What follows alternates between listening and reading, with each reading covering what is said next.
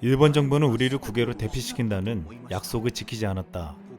부탁입니다. 부디 우리의 목숨을 구해주세요.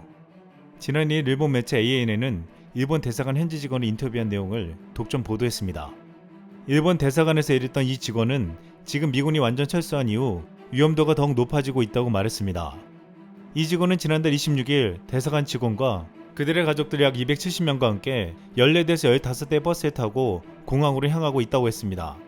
하지만 이동 도중에 카브 공항의 무장단체의 공격이 벌어지자 공항행이 중단되었고 그 순간 국외 대피 희망은 사라져버렸다고 했습니다. 이제는 아프간에서도 신분이 노출되어 대피할 수가 없는 상황이 되었는데 탈레반의 보복이 두려워서 집에 가지 않고 친구 집을 찾아서 도피 생활을 하고 있다고 했습니다. 이 직원은 2달 전부터 낯선 번호로 전화가 걸려오는 등 신원을 찾아내려는 탈레반의 움직임이 있다고 했습니다. 그런데 여기서 이 직원은 중요한 폭로를 했습니다. 자신은 7월 초순부터 최악의 사태가 일어날 가능성을 일본 간부를 포함한 외교관에 몇 번이나 진언했다고 했습니다.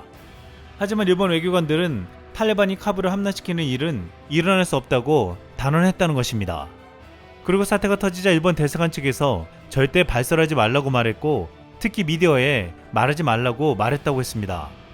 이 현지 직원의 증언에 대해 일본 외무성 요시다 대변인은 현재 공식적으로 코멘트하는 것은 삼가하고 싶다라고 말하며 회피했습니다.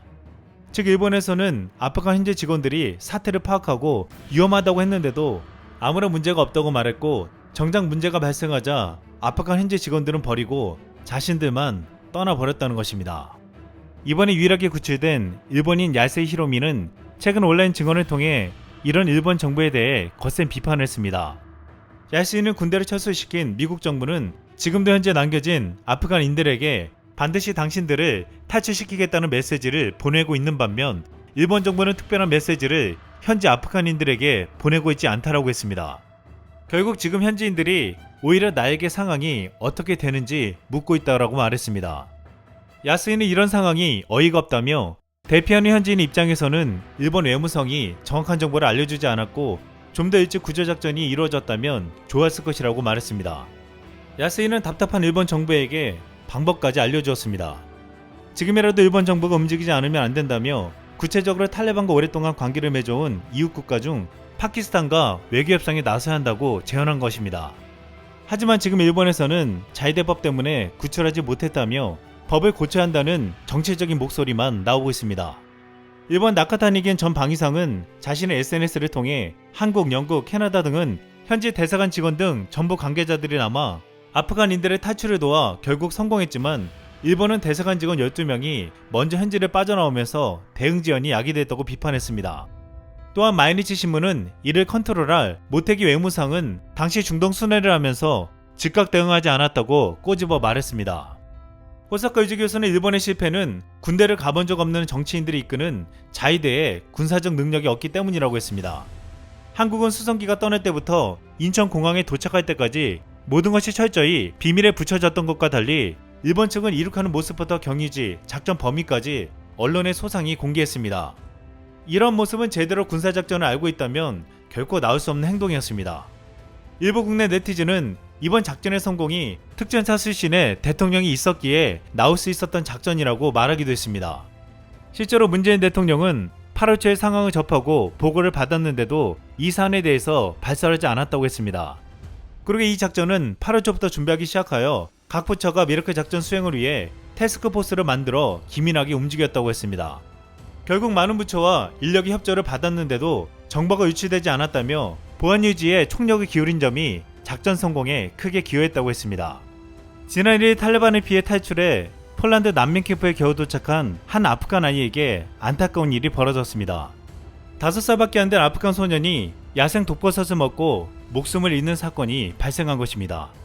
아프간 난민들은 먹을 것이 부족해 벌어진 비극이라고 주장했습니다. 영국 BBC는 지난달 23일 부모를 따라 폴란드에 도착한 5세 아프간 소년이 바르샤바 교회의 난민센터에 머물던 중 야생 버섯을 먹고 병원으로 이송됐지만 뇌손상으로 숨졌다고 보도했습니다.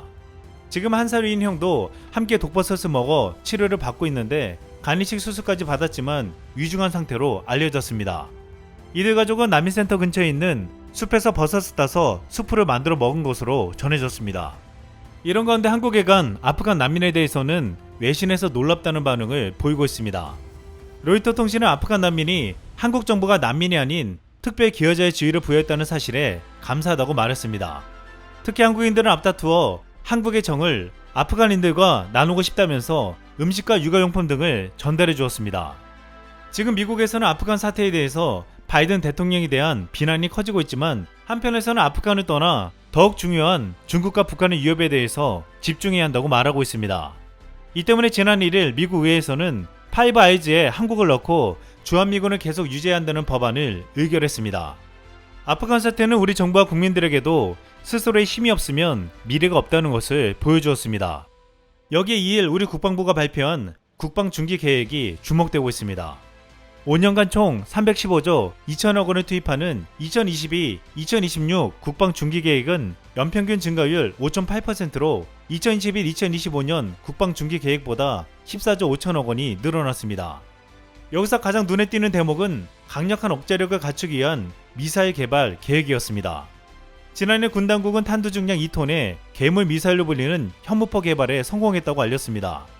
그런데 이일 복수의 군 소식통에 따르면 지금 만드는 것은 중량이 최대 3톤에 이르는 것으로 이미 개발에 착수해 거의 완성 단계에 도달했다고 했습니다. 앞으로 몇 차례 시험 발사 과정을 거쳐 최종 전력화 시기를 판단할 것이라고 말했습니다.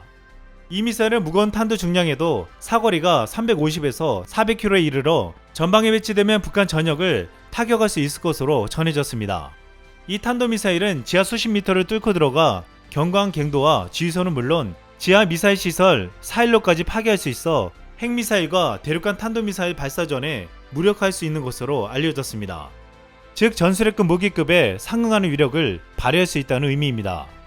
이 장국은 핵이 있지 않더라도 이 미사일만으로 중국, 러시아, 일본의 도발이 있을 시 직접적인 공격으로 상대 측 공격 못지않게 큰 타격을 줄 수 있는 위력을 지닌다는 것입니다. 우리 국방부는 파괴력이 증대된 지대지, 함대지 등 다양한 미사일을 지속해서 전력화하겠다면서 더 멀리 강하게 정밀하게 발사할 수 있는 미사일을 개발해 강력한 억제력을 발휘, 한반도 안보와 평화 확보를 달성하겠다고 밝혔습니다. 이어 지난 5월 한미 미사일 지침 종료에 따라 기존 지상표적 위주 타격에서 갱도 및 건물 파괴가 가능하고 오차 면적을 테니스장 크기에서 건물 출입구 정도로 줄여 정밀도가 향상된 미사일을 개발할 것이라고 설명했습니다. 아울러 원거리에서 도발을 차단하도록 기존 패트리어트 미사일 성능 개량과 지도공 유도무기 천궁2, 장거리 지도공 유도무기를 전력화하고 한국형 아이언돔 장사정포 요격체계 개발에 착수하기로 했습니다. 한국은 이번 아프간 사태에서 뛰어난 작전 능력을 보여주었고 아프간인들을 구조해 특별 기여자라는 이름으로 보살펴 전 세계에 선진국의 품격을 알렸습니다. 또한 우리나라는 우리의 힘으로 지켜야 한다는 것을 다시금 자각하며 그 어느 나라도 건드릴 수 없는 힘을 키우고 있습니다.